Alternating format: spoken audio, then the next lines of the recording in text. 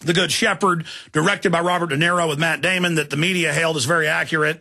I don't know if it's accurate from what she's seen. I mean, it's got the guy dressed up as the devil, as a king, and the rituals, and that's reportedly accurate. The New York Observer got some of the devils equal death and all that stuff on video in the outside courtyard of the tomb. But I specifically, wanted her to just get into some of the other areas, like in that film, and in also some of the reports that there's Skull and Bones families, and that sometimes the wives get inducted in as well. So I wanted to talk to Charlotte about that, because this is important historical information. Skull and Bones is one of the most powerful ruling class groups where a whole bunch of presidents, CIA directors, secretaries of state, you name it, come from. And so Charlotte joins us for the next 40 minutes or so. We'll talk about this, and then we'll get to those calls as I promised to. But Charlotte, the author of Deliberate Dumbing Down of America, which is now gone out of print, now joins us here today, but you can still read the free digital copy at her website. We'll tell you how to do that as well. She's a great humanitarian. Charlotte, great to have you here with us today. Good afternoon, Alex, and I hope I can live up to your expectations. Oh, I'm sure you can. Believe me, I've seen the footage the guy shot of the documents. Now, Charlotte, let's go back to the beginning and start with Antony Sutton. Then we'll get into your family, and you're gracious to talk about this. I know some of it's painful, to go back and remember your father's death when you were caring for him and other things. But let's discuss how you got it to Sutton, why it couldn't be known at the time, what his book on Skull and Bones and the secret establishment covered. Well, he was a remarkable person, and I think that for those who haven't, heard, Sutton's background was very, very establishment up until the time that he stumbled over the establishment, right? And, he was educated at the Universities of London, Göttingen, and California. He's English. And while a research fellow at the prestigious Hoover Institute, he produced the monumental 3-volume series, Western Technology and Soviet Economic Development. And other books that he wrote were The Best Enemy Money Can Buy, Wall Street and the Bolshevik Revolution, Wall Street and Hitler, and others. And so what happened was I am the daughter and granddaughter of members of Skull and Bones. We can go into a little bit later on that.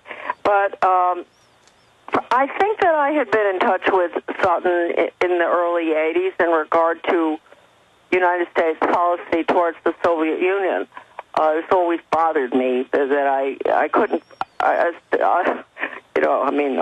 if you really want me to say something that's going to get you famous for the rest of time, Alex, for having a #1 kook on your program, I have been coming to this conclusion ever since I came back from overseas and worked in Soviet affairs, too, in the Department of State.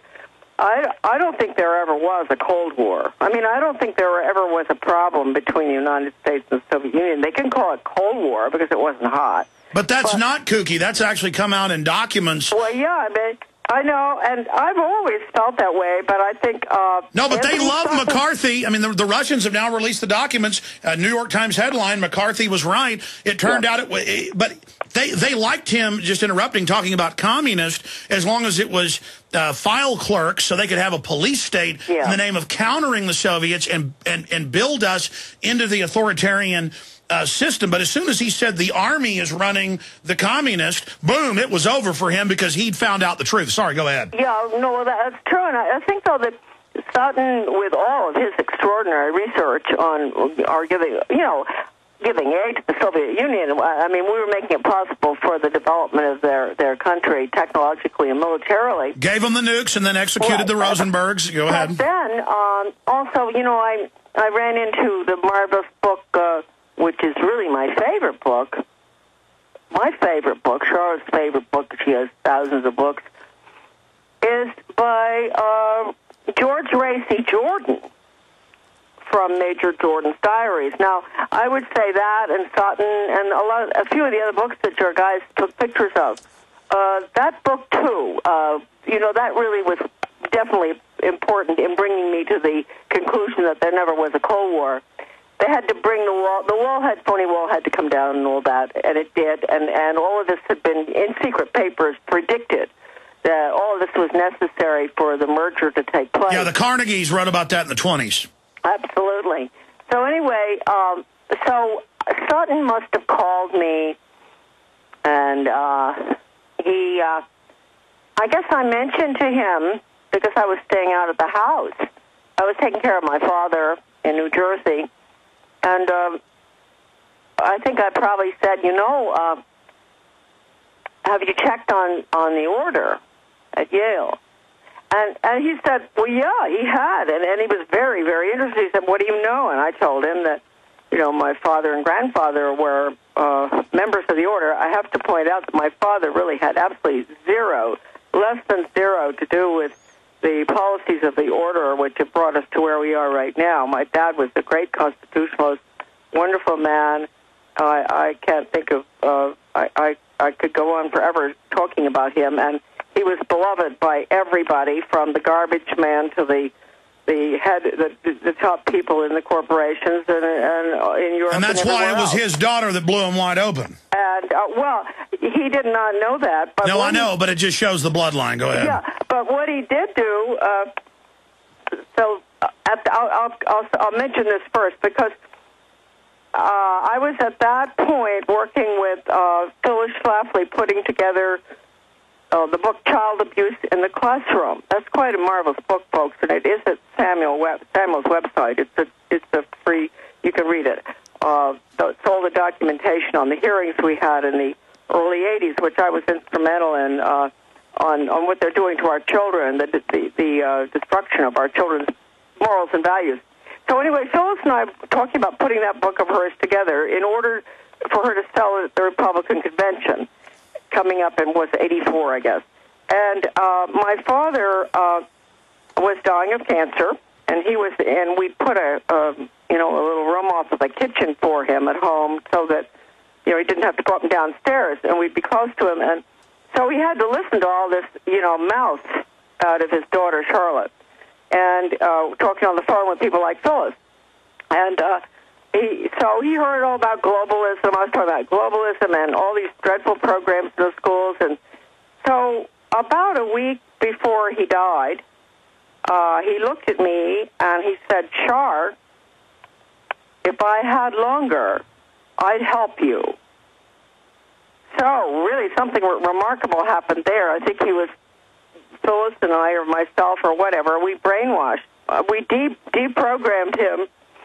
But anyway, it was during that period that Sutton found out about, the books arrived in the mail one day, 3 of them, the membership list.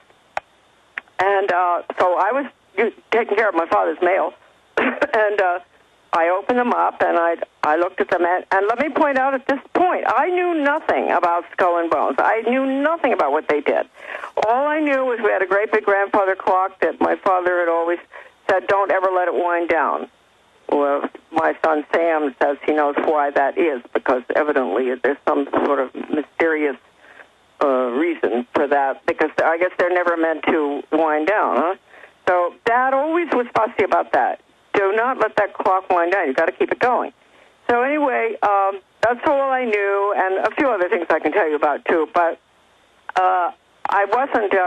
so when I saw the list, I thought, well, I've never seen these before. So there were 3 books that with the present membership, the past membership is something at all members from the beginning, all mixed up, huh? And so I took them into my father, and he said, oh, gee. He said, I've never seen that before. He said, they never put the list in books. Okay, well, so I let him look at it, and then I took them back, and then I talked to Tony Sutton, and he said, Charlotte, would you lend them to me? And I said, well, I don't know, why not, as long as you get them back to me as soon as you can. I said, I feel a little bit like a traitor, but I feel it's important for you to have them. So anyway, I sent them to him, and he called me a couple of days later, and he said, this is the most remarkable experience I've ever had. He said, I've been trying to figure this thing out for a long time, and you're not kidding, he had, with all his volumes that he was doing for Hoover. And he said, I just have never really been able to, pinpoint where does this support for working with the Soviets and bringing this country down come from? Stay there. We're going to be right back. Charlotte Iserbyt. They must destroy the republic to build their system.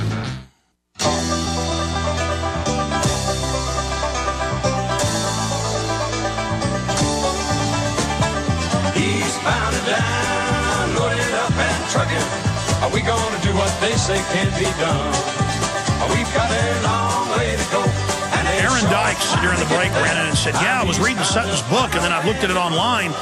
You've got the Brown Brother Harriman's building, which also funded Hitler. And here in the U.S., it's surrounded by all the Russian embassies and government facilities. And that's because the Russians, this was admitted at the time,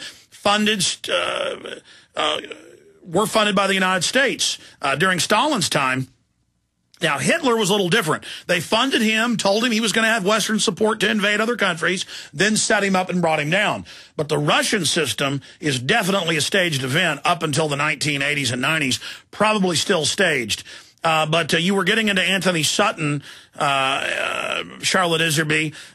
Once he got the Skull and Bones membership list from you, the official internal list, he said he was blown away. Please continue. Yeah, well, he just said he went and had copies made, at Kinko's or something, and then he put it all out on the dining room table, and he looked, and he said it was the first time that he understood completely what had happened, and that this was the entity, whatever you want to call it, the organization, the order, the fraternity, the whatever, that was responsible for the direction that our country was moving in, militarily, corporate-wise, and education. He saw it. And so he was thrilled. And actually, I have to give Tony credit for not blowing the whistle. I didn't ask him not to. He just felt that it wasn't right for him to identify me. My dad was, by that time, he was gone. So I had no problem with that. But Tony just felt that it wasn't right, and I appreciated that. So anyway, it was very sad that he passed away, by the way, and I've always wondered about that. He was a real gentleman. I tried to interview him. I interviewed him once, and then I tried to interview him a few years later, I guess back in '99, and he sent me, it was like 1 week before he died. Because I remember hearing like 2 weeks later he just died, and I got a kind email saying, I appreciate your work, Mr. Jones. I'd love to come on. I'm too ill. And then he dies a week later. That's a classy guy. Well, I don't even know that he was that ill. I think he was ill. He had something wrong with, that inner ear business. Yeah. And that was why I couldn't meet with him way back then. I wanted to meet with him when I was in California. And he couldn't because of that. But he told me, he said, other than that, Charlotte, I'm fine.